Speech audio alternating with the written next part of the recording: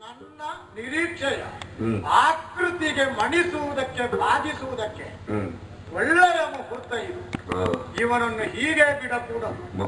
ಸತ್ಯ ಎನ್ನುವುದಕ್ಕಾಗಿ ತನ್ನ ಸಮಸ್ತವನ್ನು ಕಳಕೊಳ್ಳುವುದಕ್ಕೆ ಸಿದ್ಧನಾದ ಮಹಾತ್ಮ ಇವ ಅಷ್ಟು ಸುಲಭದಲ್ಲಿ ಅಗ್ನಿ ಪರೀಕ್ಷೆಯಿಂದ ನನ್ನ ಕೈಯಿಂದ ನುಣಿಸಿಕೊಳ್ಳುವುದಕ್ಕೆ ಬಿಡಕೂಡದು. ಅದಕ್ಕಾಗಿ ಒಂದು ಪರ್ಯಾಯ ವ್ಯವಸ್ಥೆ ಮಾಡಬೇಕು.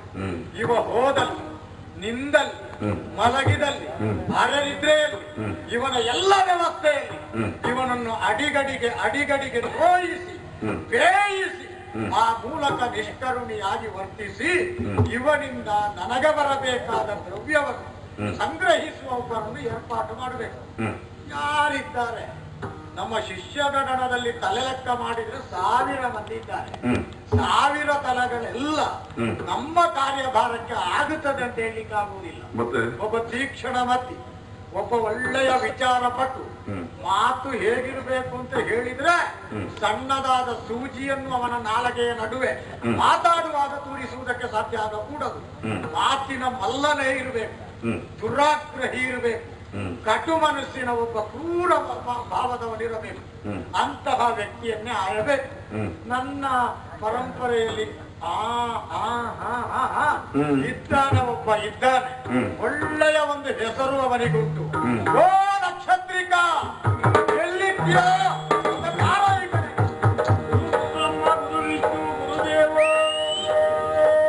ಮಹಿಷಾಸುರ ಸಾಕ್ಷಾತ್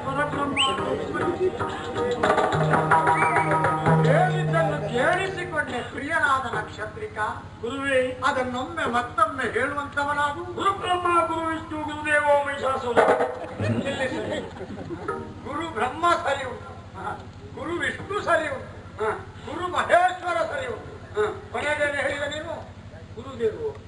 ಗುರುದೇವೋ ಮಹೇಶ್ವರ, ಮಹಿಷಾಸುರ ಅಂತ. ನನಗೆ ಕೋಡು ಕಾಣ್ತವೇನು? ನನಗೆ ಕೋಡು ಕಾಣ್ತವೇನು? ನಿಮ್ಗೆ ನಾನು ಅಡಿಗಡಿಗೆ ನ್ಯಾಯ್ ಅಂತ ಹೇಳ್ತೇನೆ. ಅಯ್ಯೋ, ಮಧ್ಯಾಹ್ನ ನೀನು ದೇವಿ ಮಾತ್ರೆಯ ಮಹಿಷಾಸುರ ದೇವಿ ಭಕ್ತಲ್ಲ. ನೀವು ಧೂಳಿಗೆ ಸಮಾನವಾದ ಸಿಗಣಿ ಹಾಕುವುದು ಇಲ್ಲ. ನಾನು ಅದು ಹೇಳಿ ಸಮಾನವಾದದ್ದು, ಧೂಳಿಗೆ ಗಾತ್ರಕ್ಕೆ ಸಮಾನವಾದಷ್ಟು ಸಿಗಣಿ ಹಾಕುವುದೂ ಇಲ್ಲ. ನಾನು ಅದು ಹೇಳಿದ್ದು ಅಲ್ಲ ಗುರುಗಳೇ, ಮೋಸಾದದ್ದು ಹೌದು. ಗುರುದೇವ ಮಹೇಶ್ವರ ಹೇಳುವಂತ ಸತ್ಯ ನಮ್ಗೆ ಗೊತ್ತಿದ್ದದ್ದು. ಸಾಮಾನ್ಯದ ವಿಷಯದಲ್ಲಿ ದೊಡ್ಡ ವಿಷಯ ಅಲ್ಲ. ಆದ್ರೆ ಮೋಸಾದದ್ದು ಅಂದ್ರೆ ಈ ದೇವಿ ಪುರಾಣದ ಕಥೆ ಕೇಳಿದ್ನೋ ಇಲ್ವೋ, ಅವತ್ತಿನಿಂದ ನನಗೆ ತಲೆಯಲ್ಲಿ ಅವನೇ ಬಿಟ್ಟಿದ್ದು ಬೇರೆ ಯಾರು. ಅದು ಎಷ್ಟು ಹೊತ್ತಿಗೆ ಬರ್ತದೆ ಅಂತ ನನಗೂ ಗೊತ್ತಿಲ್ಲ. ಕೆಲವರಿಗೆ ಕೆಲವು ಕಥೆಗಳನ್ನು ಓದಿದ ಮೇಲೆ ಕಥೆಗಳಲ್ಲಿ ಒಂದು 30 ಪಾತ್ರ ಬಂದ್ರೆ ಯಾವುದಾದರೂ ಒಂದು ಪಾತ್ರ ಬಹಳ ಆಕರ್ಷಣೀಯವಾಗಿ ಕಾಣುತ್ತದೆ ಮನಸ್ಸಿಗೆ. ಅದು ಎಚ್ಚರದಲ್ಲಿ, ನಿದ್ರೆಯಲ್ಲಿ, ಊಟದಲ್ಲಿ, ವಿಹಾರದಲ್ಲಿ, ಮಲಗಿದಲ್ಲಿ ಎಲ್ಲ ಕಡೆ ನೆನಪಾಗುತ್ತದೆ. ದೇವಿ ಮಾತ್ಮೆಯಲ್ಲಿ ಒಂದು 75 ಪಾತ್ರ ಉಂಟು. ಯಾವರಲ್ಲಿ ನಿನಗೊಂದು ಮಹಿಷಾಸುರ ಹಿಡ್ಕೊಂಡ ಅದೇ ತಲೆ ಹೋದದ್ದೇ ಬಿಟ್ಟು ಬೇರೆ ಹೋಗ್ಲಿಲ್ಲ ಸ್ವಾಮಿ. ಹೋಗ್ಲಿ, ಅಂತೂ ಮಹಿಷಾಸುರವನ್ನು ತಿದ್ದುಪಡಿ ಮಾಡಲಾಯಿತು. ಮಹೇಶ್ವರ ಎನ್ನುವ ಮಟ್ಟಕ್ಕೆ ಮುಟ್ಟಿಸಿದೆ. ಓಡಿ ಬಂದು ನನ್ನ ಸಮ್ಮುಖದಲ್ಲಿ ನಿಂತಿದ್ದೀನಿ. ಹೌದು ಗುರುವೆ, ಕೈ ಜೋಡಿಸಿ. ಹೌದು ಗುರುವೆ, ಮುಗಿಯಿತು. ಇಲ್ಲ ಗುರುವೆ, ಮತ್ತೆ ಏನು ಅಂತ ತಮ್ಮಿಂದ ಬರಬೇಕು ವಿಷಯ. ಹಾಗೆ ಗುರುವಿನ ಬಾಯಿಂದ ಬರಬೇಕು.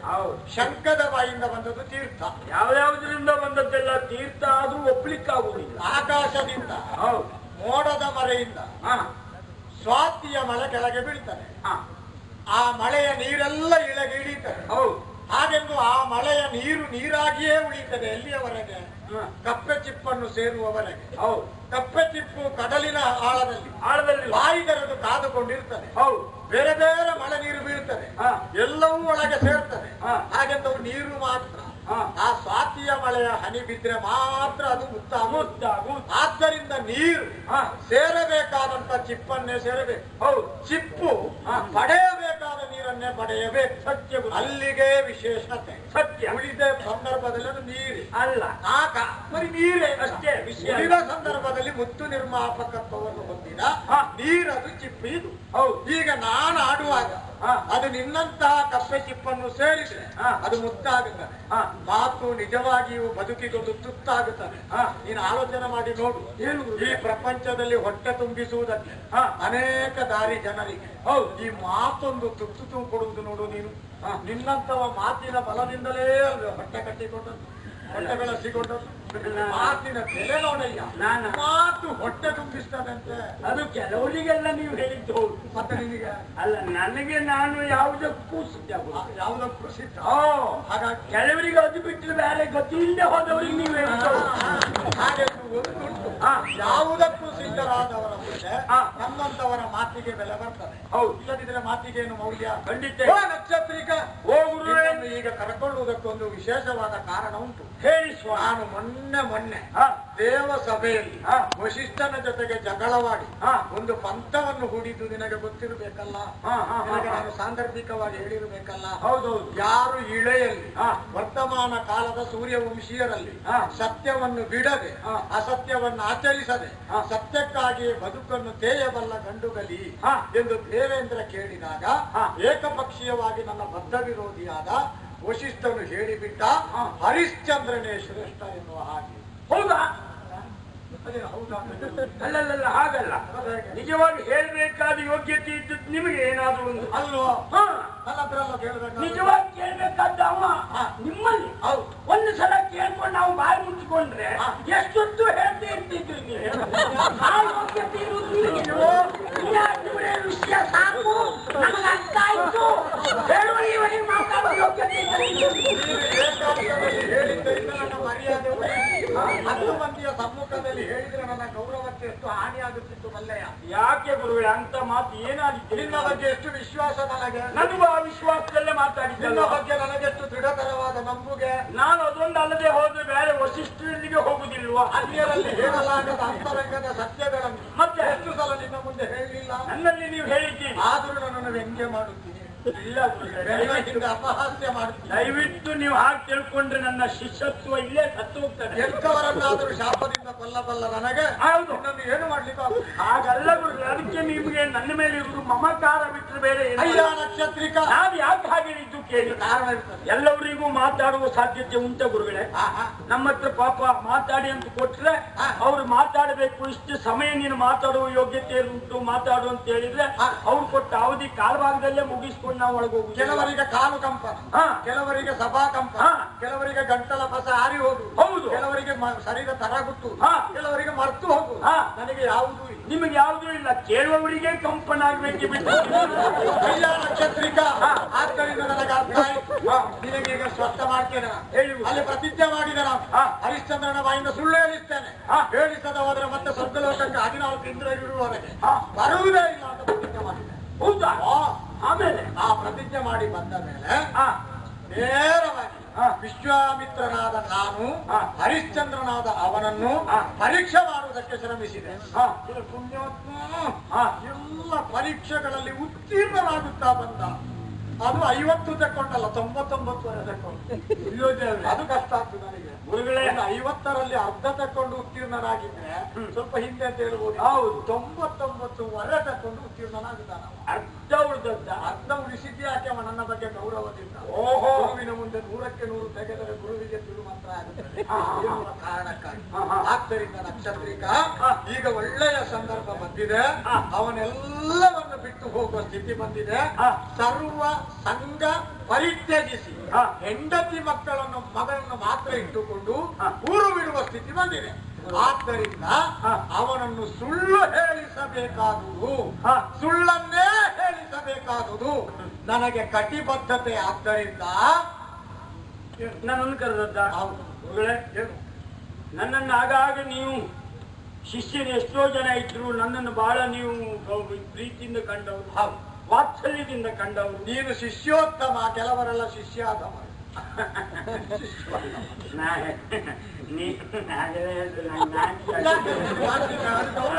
ಅಲ್ಲ, ಹಾಗಲ್ಲ, ಅದು ಸತ್ಯವೇ. ನೀನು ಏಕಪಾಟಿ.